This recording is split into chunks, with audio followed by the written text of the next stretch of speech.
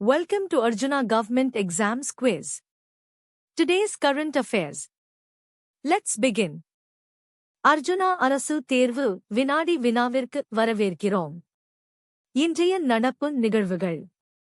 தொடங்குவோம். Question 1. Under Operation Amistad, the Indian Army's field hospital provided medical aid to a 79-year-old Venezuelan woman rescued from earthquake rubble in which city? Operation Amistad இயக்கத்தின் கீழ் இந்திய இராணுவத்தின் கள மருத்துவமனை நூலகத்திலிருந்து மீட்கப்பட்ட 79 வயது வெனிசுலா பெண்ணுக்கு எந்த நகரில் சிகிச்சை அளித்தது?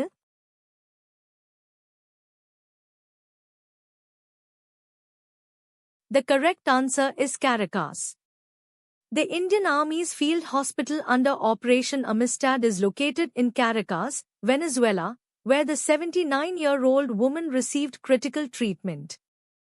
சரியான பதில் காராகாஸ். ஆபரேஷன் அமிஸ்தாட்டின் கீழ் இந்திய இராணுவத்தின் கள மருத்துவமனை வெனிசுலாவின் காராகாஸ் நகரில் அமைந்துள்ளது. அங்கே 79 வயது பெண்ணுக்கு உயிர்காக்கும் சிகிச்சை அளிக்கப்பட்டது. Question 2. The Urban Development Ministry issued an eviction notice to the Delhi Gymkhana Club citing unauthorized occupation.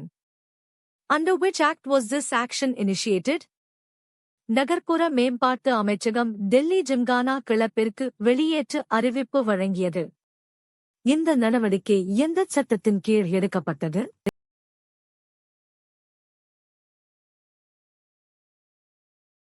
The correct answer is Public Premises Act. The Land and Development Office invoked the Public Premises Act to initiate eviction proceedings against the Delhi Gymkhana Club after the land lease expired on 22nd May. சரியான பதில் பொது வளாக சட்டம். மே 22 அன்று நில குத்தகை காலாவதியான பிறகு நில மற்றும் மேம்பாட்டு அலுவலகம் பொது வளாக சட்டத்தை பயன்படுத்தி டெல்லி ஜிம்கானா கிளப்பிற்கு வெளியேற்று நடவடிக்கை தொடங்கியது. Question 3. What is the monthly wage ceiling up to which EPFO mandates a 12% Provident Fund contribution from its members? EPFO தனது உறுப்பினர்களிடமிருந்து 12% வருங்கால வைப்பு நிதி பங்களிப்பை கட்டாயமாக்கும் மாதாந்திர ஊதிய உச்சவரம்பு என்ன?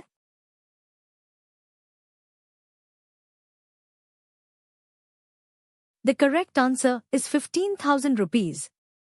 EPFO mandates a 12% PF contribution on wages up to 15,000 rupees per month. Contributions beyond this limit are voluntary. சரியான பதில் ரூபாய் 15,000 EPFO மாதம் ரூபாய் 15,000 வரையிலான ஊதியத்தில் 12% வருங்கால வைப்பு நிதி பங்களிப்பை கட்டாயமாக்குகிறது. இந்த வரம்பிற்கு மேற்பட்ட பங்களிப்புகள் விருப்பமானவை. Question 4. The Supreme Court ruled that default bail cannot be claimed if the charge sheet is filed within the stipulated period. What are the two statutory timelines, in days, mentioned for filing a charge sheet? குற்றப்பத்திரிகை நிர்ணயிக்கப்பட்ட காலத்திற்குள் தாக்கல் செய்யப்பட்டால் இயல்புநிலை ஜாமீன் கோர முடியாது என உச்சநீதிமன்றம் தீர்ப்பளித்தது. குற்றப்பத்திரிகை தாக்கல் செய்வதற்கான 2 சட்டரீதியான காலக்கெடுக்கள் நாட்களில் என்ன?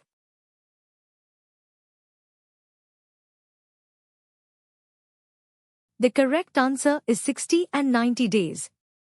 Justices Sanjay Karol and N.K. Singh clarified that the right to default bail arises only if the charge sheet isn't filed within 60 or 90 days. சரியான பதில் 60 மற்றும் 90 நாட்கள். நீதிபதிகள் சஞ்சய் கரோல் மற்றும் N.K. சிங் ஆகியோர் குற்றப்பத்திரிகை 60 அல்லது 90 நாட்களுக்குள் தாக்கல் செய்யப்படாவிட்டால் மட்டுமே இயல்புநிலை ஜாமீன் உரிமை எழும் என்று தெளிவுபடுத்தினர். Question 5. Maharashtra's Women Farmers Empowerment Bill proposes to issue what official document to a woman farmer? Maharashtra மாநிலத்தில் பெண் விவசாயிகள் அதிகாரமளிப்பு மசோதா ஒரு பெண் விவசாயிக்கு என்ன அலுவலக ஆவணம் வழங்க முன்மொழிகிறது?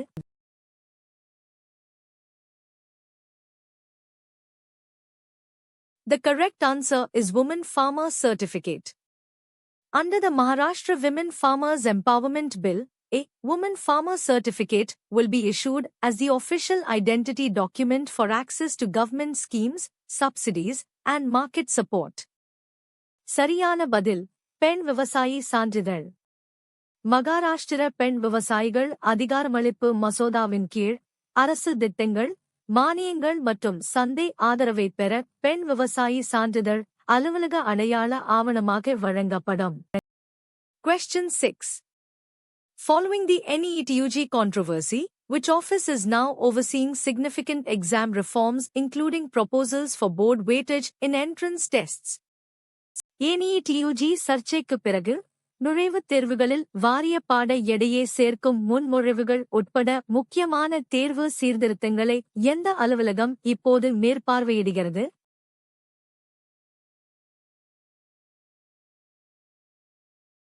The correct answer is Prime Minister's Office. Following the NEET-UG controversy, the Prime Minister's Office, PMO, is now overseeing significant exam reforms including board weightage and multiple attempts. சரியான பதில் பிரதமர் அலுவலகம். NEET-UG சர்ச்சைக்குப் பிறகு வாரிய பாட எடை மற்றும் பல முயற்சிகள் உள்ளிட்ட முக்கியமான தேர்வு சீர்திருத்தங்களை பிரதமர் அலுவலகம், PMO, இப்போது மேற்பார்வையிடுகிறது. Question 7. Delhi's new EV policy focuses on 2 and 3-wheelers. What percentage of vehicular PM2.5 pollution do two-wheelers account for according to the news? டெல்லியின் புதிய மின்வாகன கொள்கை இரு மற்றும் முச்சக்கர வாகனங்களில் கவனம் செலுத்துகிறது. செய்தியின்படி இரு சக்கர வாகனங்கள் வாகன PM2.5 மாசுபாட்டில் எத்தனை சதவீதத்தை கொண்டுள்ளன?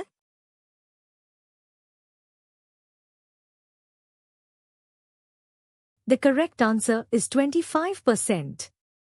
According to the news, two-wheelers account for 25% of vehicular PM2.5 pollution, which is why Delhi's new EV policy targets them. சரியான பதில் 25%. செய்தியின்படி இரு சக்கர வாகனங்கள் வாகன PM2.5 மாசுபாட்டில் 25% பங்களிக்கின்றன.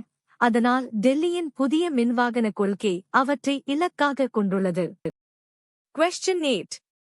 Who was appointed as acting director of national intelligence in the United States as mentioned in the news? செய்தியில் கூறப்பட்டுள்ளபடி அமெரிக்காவில் தேசிய நுண்ணறிவு இயக்குனரின் பதில் பணியில் யார் நியமிக்கப்பட்டார்?